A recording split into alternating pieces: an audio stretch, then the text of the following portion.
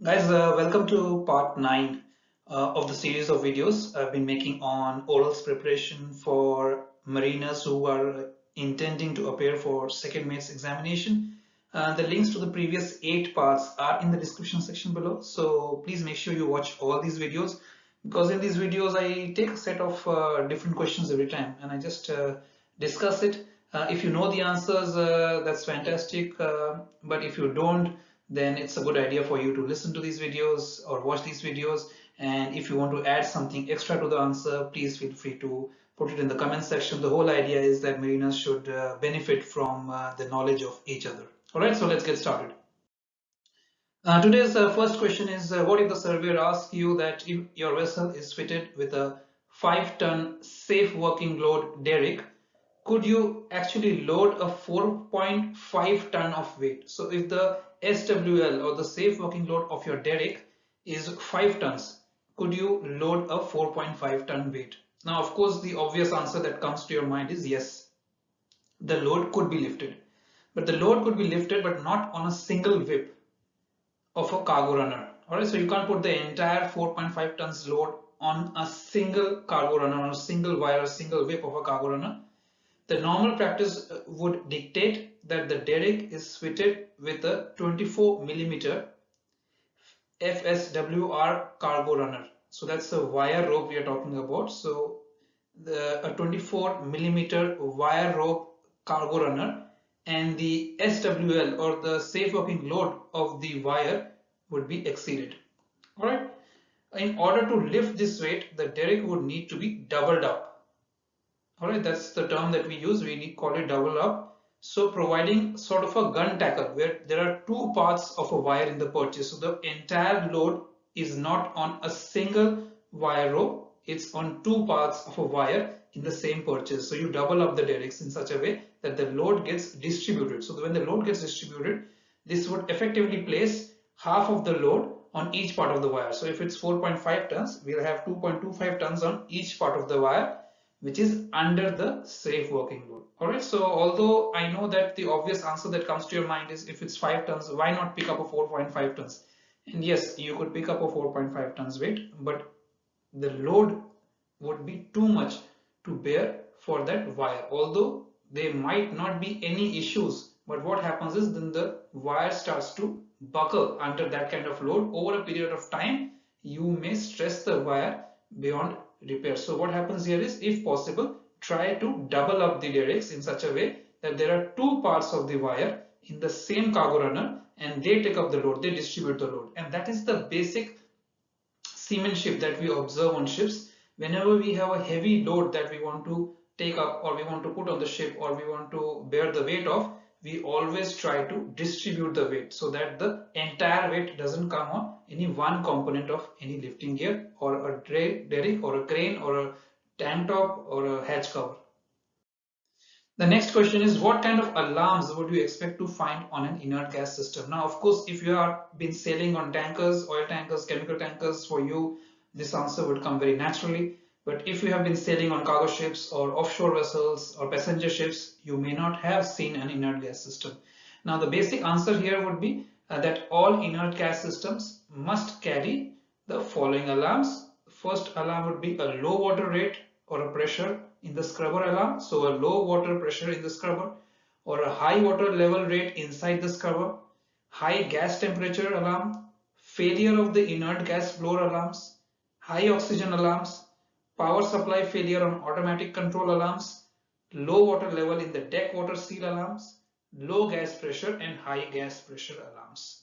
So these are the basic alarms. If you list these alarms, it should be good enough. Of course, if you have been sailing on tankers, you may have some extra alarms that you may have experienced. Please feel free to write it in the comment section if I have missed any of these alarms. On the top of the head, these are the alarms that comes into my mind.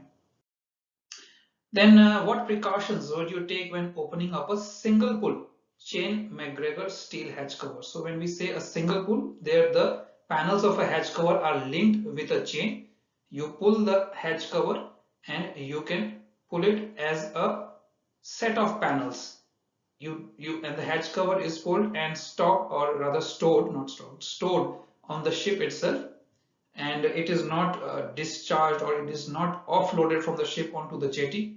So these are hatch covers, single pull hatch covers are made of panels, and these panels they can open up with a single pull. There's a chain arrangement and you can do that.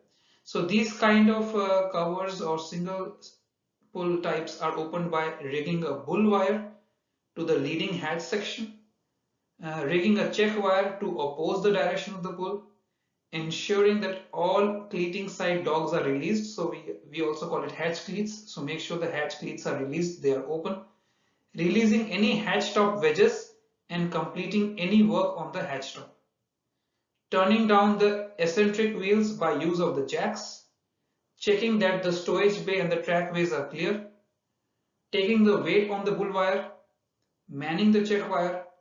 Removing the safety and locking bolts, warning personnel to stand clear and citing the safe position of personnel. And if all is in order, then you heave the sections to roll open. Now, if you have never been on cargo ships with single pull hatch covers, it may be difficult for you to imagine what I'm talking about. So if such a question is asked to you and you cannot remember all the points, then just make sure you at least mention that you will make sure that the hatch cleats and the hatch top wedges are open, they are clear, then there are no unauthorized personnel around. Make sure that the hatch covers have been rigged to a wire that will be in pulling the hatch cover open, and making sure that you continuously monitor the opening of the hatch cover and stowing it and removing the safety and locking bolts, and then making sure that the hatch cover is stored or locked in its position, and only then you will begin the cargo operation. So imagine, mention the basic safety precautions and you should be all right. The fourth question today, or the fifth question today, is what ventilation would you expect to provide to a full bulk cargo of coal? So if you are carrying coal on your ships, you must realize that coal is actually a cargo that is also a bulk cargo, but also has rise of catching fire if it's not ventilated well.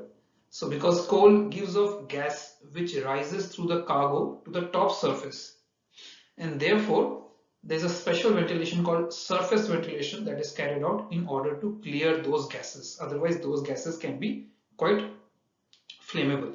Now if you have been sailing on ships which carry cargo of coal, then you will know that coal is loaded only in specialized hatch covers or specialized ships where such arrangements of surface ventilation is provided, because it basically sucks out the air from the top of the coal cargo and releases into the atmosphere to make sure that these flammable gases do not accumulate or pressurize the hatch or the hold, because an introduction of a naked flame or any source of fire can then lead to explosion on the ship. That's how dangerous these vapors are, or the gases are, that are released of the coal cargo. So it is customary to lift hatch edges on old ships when in good weather to clear these coal gases. However, hatches should not be opened in adverse weather conditions that could in any way have a detrimental effect on the watertight integrity of the ship. Because what happens is when it is when the ships are in adverse conditions, it's rolling pitching, you might have a pressurized cargo compartment, and just opening the hatch cover is not a good idea sometimes, because you don't know in what way the pressure would release. It's better to release the pressure or open it when it's calm weather, when the ship is not moving about much, when you can slowly monitor the release or lifting of the hatches to just slowly release the pressure of the cargo hold or the gas that accumulates inside the cargo hold. Finally, the last question for today is what is the difference between a fouled anchor and a fouled hawse? So the fouled anchor is the description given to when the anchor itself is fouled by some object, which could be like a cast off fishing wire or even by its own cable, and that turns around the fluke. It could also be with the other anchor. It could be with some obstruction which is there on the seabed. A fouled hawse occurs when the vessel has moored with two anchors and ship's anchor cables have become entwined, usually caused by a change in the wind direction, causing the vessel to swing in opposition to the lay of cables. So that's when we say that a fouled hawse has occurred. So sometimes these questions are asked to you, and I know that you have been preparing based on the questions that you have been or probably are being asked of the candidates. But I try to take up a set of different questions every time, questions that you may not expect to be asked, but if you are asked, then you should be able to answer it. So let me know what you think about this video, guys, and I'm happy to look forward to your comments in the comment section. And so all the best and bye for now.